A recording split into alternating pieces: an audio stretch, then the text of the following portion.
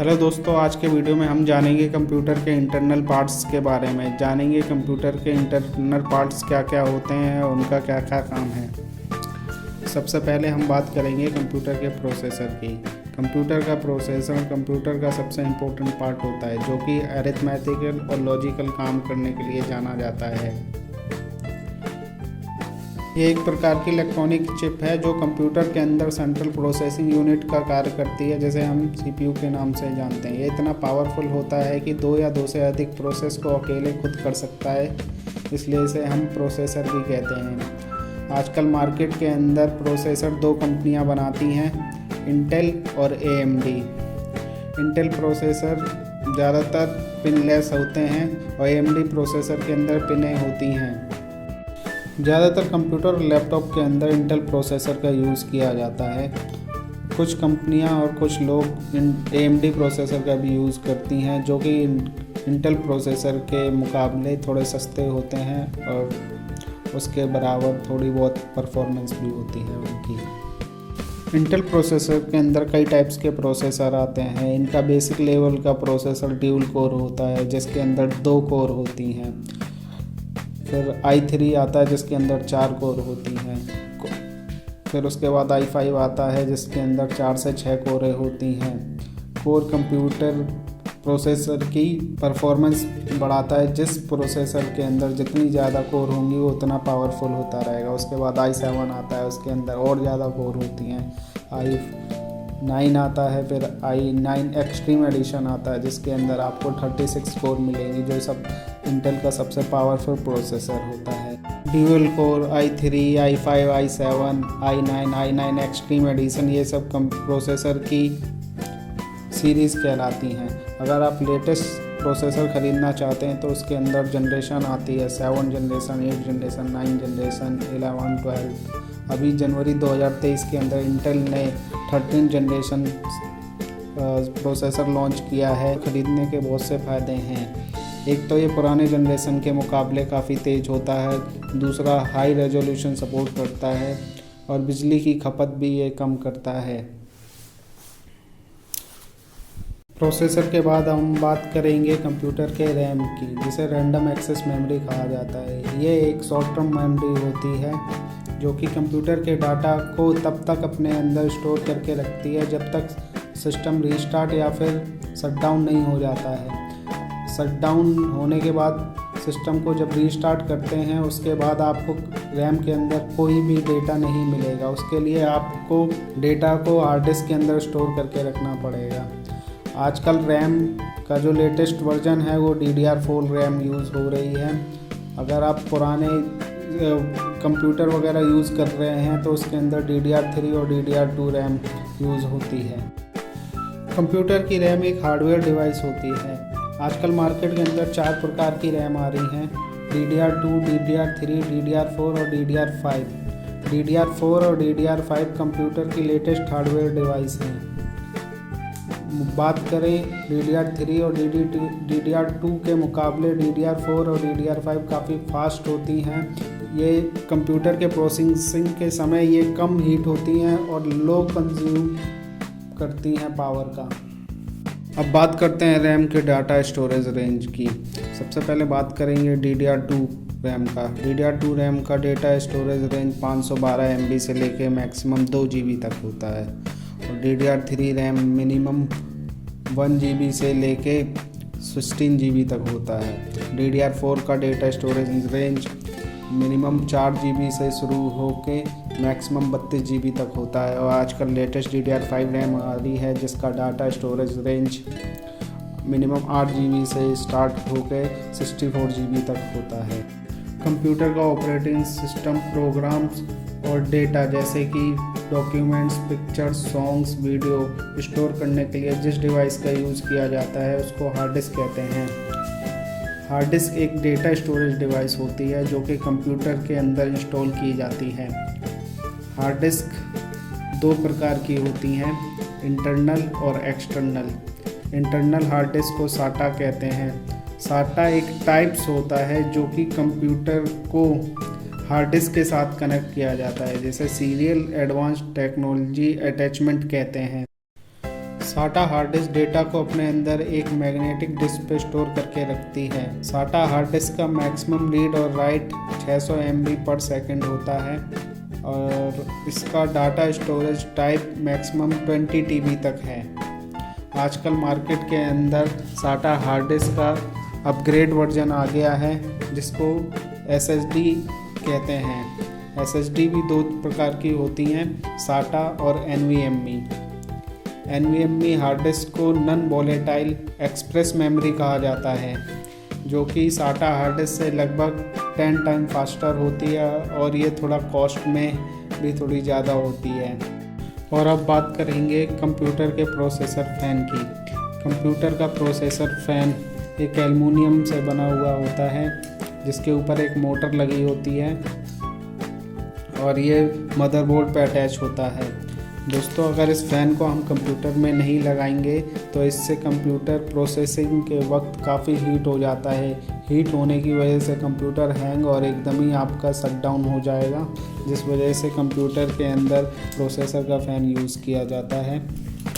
इसमें 4 तरीके के लॉक होते हैं। इस जगह ये देखोगे कंप्यूटर के पार्ट्स जैसे मदरबोर्ड, CPU, रैम, CPU का फ़ैन और हार्ड डिस्क, इनको अलग अलग DC वोल्ट की ज़रूरत होती है, जिसको हम SMPS की हेल्प से DC करंट प्रोवाइड करवाया जाता है।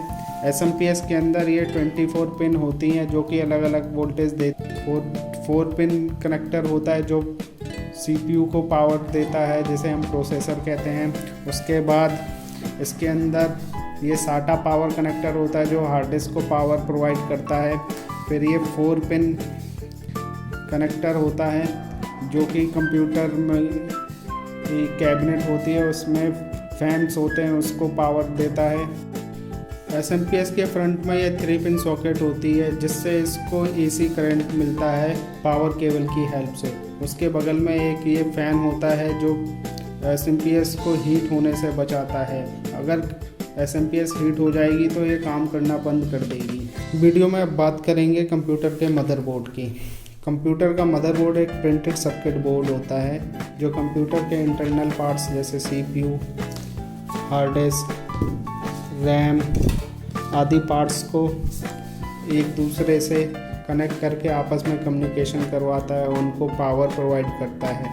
कंप्यूटर का मदरबोर्ड कंप्यूटर के अंदर सबसे बड़ी सर्किट होती है। कंप्यूटर का मदरबोर्ड कंप्यूटर की रीढ़ की हड्डी होता है जो कि कंप्यूटर के इंटरनल पार्ट्स को आपस में कनेक्ट करके रखता है। चलिए जानते हैं कंप्यूटर के मदरबोर्ड में कौन से इंटरनल पार्ट्स कहाँ पे कनेक्ट किए जाते हैं और उन पोर्ट्स को क्या क्या कहा जाता है। सबसे पहले इस एरिया को आप देख रहे होंगे, ये कंप्यूटर का CPU सॉकेट होता है जहाँ पे हम कंप्यूटर का प्रोसेसर इंस्टॉल करते हैं। उसके बाद आपको ये 4 होल दिख रहे होंगे जो कि प्रोसेसर के फ़ैन के लिए होते हैं जहाँ पे इसको लॉक किया जाता है। उसके बाद ये जो एरिया आपको दिख रहा है इसे रैम स्लॉट कहा जाता है। यहाँ पे कंप्यूटर की रैम इंस्टॉल की जाती है। उसके बाद आपको ये 4 पोर्ट दिख रहे होंगे जिसको साटा पोर्ट कहते हैं, जिस पे साटा डिवाइस कनेक्ट की जाती है, जैसे आपकी हार्ड डिस्क हो गई, साटा DVD राइटर हो गया। उसके बाद आपको ये दिख रहा होगा गोल गोल सी चीज़, इसे सीमोस बैटरी कहते हैं। ये कंप्यूटर के अंदर टाइम और डेट को मैनेज करके रखती है। उसके बाद आपको ये 2 जंपर दिख रहे होंगे जिसके अंदर कुछ पिनें हैंगी, जिसे फ्रंट USB कहा जाता है, जो कि कैबिनेट के से वायर आती है वो इसके ऊपर कनेक्ट की जाती है। उसके बाद आपको ये दिख रहा होगा, इसको 24 पिन पावर कनेक्टर कहते हैं, जो कि कंप्यूटर के अंदर अलग अलग DC वोल्टेज मदरबोर्ड को प्रोवाइड करता है। फिर ये 4 पिन पावर कनेक्टर है जो कि 12 वोल्ट का DC वोल्ट प्रोवाइड करता है CPU के लिए। उसके बाद आपको 2 ये जंपर दिख रहे होंगे जो इसमें एक CPU फ़ैन को पावर देने के लिए यूज़ किया जाता है और दूसरा वाला कंप्यूटर की कैबिनेट को पावर देने के लिए यूज़ किया जाता है। इसके बाद चलते हैं, यहाँ पे एक जंपर और होता है जो कि ऑडियो के लिए होता है, फ्रंट ऑडियो के लिए, जहाँ पे आप अपना कैबिनेट के फ्रंट में हेडफोन वगैरह यूज़ करते हो उसके लिए यूज़ होता है। उसके बाद एक मदरबोर्ड में एक ही PCI एक्सप्रेस स्लॉट होता है जो कि एक्सपेंशन कार्ड के लिए यूज़ होते हैं। एक्सपेंशन कार्ड वो होते हैं, मान लो आपका मदरबोर्ड में इनबिल्ट USB पोर्ट काम नहीं कर रहे हैं या फिर साउंड के पोर्ट काम नहीं कर रहे हैं, तो आप USB एक्सटेंशन कार्ड या फिर USB साउंड कार्ड इस पर इंस्टॉल कर सकते हैं। दूसरा होता है ये PCI एक्सप्रेस, जिस पे आपका ग्राफिक कार्ड वगैरह इंस्टॉल करने के लिए यूज़ किया जाता है। अब चलते हैं इस एरिया में।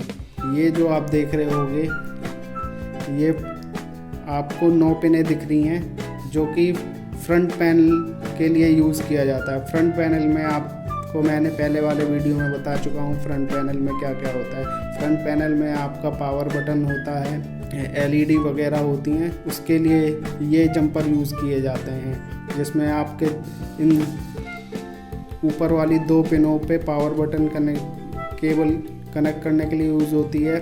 दूसरा इसके सामने ही रीस्टार्ट करने के लिए 2 पिनें यूज़ की जाती हैं। ये हार्ड डिस्क LED के लिए होती है, पावर LED के लिए वो यूज़ किया जाता है। ये वाली पिन आपकी फ्री रहती है। फ्रंट पैनल के बाद अब हम बात करेंगे मदरबोर्ड में अवेलेबल इनबिल्ट पोर्ट की। सबसे ऊपर होता है PS2 पोर्ट, जहाँ पे PS2 कीबोर्ड और PS2 माउस यूज़ किया जाता है। उसके बाद आपको मिलेगा VGA पोर्ट। VGA पोर्ट पे आप VGA केबल लगा के मॉनिटर से कनेक्ट करके कंप्यूटर का डिस्प्ले ले सकते हैं। उसके बाद आपको ये 4 दिख रहे होंगे, जैसे USB पोर्ट कहा जाता है, जहाँ पे USB डिवाइस यूज़ की जाती है।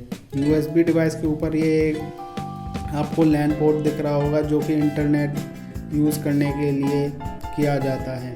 उसके बाद आपको ये 3 कलर के जैक दिख रहे होंगे, जहाँ पे बीच वाले पे आपका हेडफोन कनेक्ट होता है, नीचे वाले पे माइक और सबसे ऊपर वाले पे एम्पलीफायर कनेक्ट किया जाता है। दोस्तों, अलग अलग मदरबोर्ड अलग अलग प्रोसेसर पे लगते हैं। मान लो आपने i3 सेकंड जनरेशन प्रोसेसर ख़रीदा है या फिर i3 थर्ड जनरेशन प्रोसेसर ख़रीदा है, उसके लिए आपको 61 मदरबोर्ड ख़रीदना पड़ेगा। अगर आप i3 फोर्थ या जनरेशन प्रोसेसर ख़रीदते हो तो उसके कंपैटिबल आपको H81 मदरबोर्ड ख़रीदना पड़ेगा, और i3 सेकंड जनरेशन का प्रोसेसर आपके H81 मदरबोर्ड पे नहीं लगेगा। उसके लिए आपको H61 मदरबोर्ड ही ख़रीदना पड़ेगा, वो उसी मदरबोर्ड पे लगेगा। अगर बात करें हार्ड डिस्क और रैम की, ये ज़्यादातर मदरबोर्ड के साथ कंपैटिबल होते हैं, इनको कंपैटिबिलिटी का इशू नहीं आता है। आज के वीडियो में बस इतना ही। अगर वीडियो अच्छा ही लगे तो लाइक करें और दोस्तों के साथ शेयर करें। अगले वीडियो में हम सीखेंगे कंप्यूटर को असेंबल करना कैसे बिल्ड किया जाता है एक नए PC को। धन्यवाद।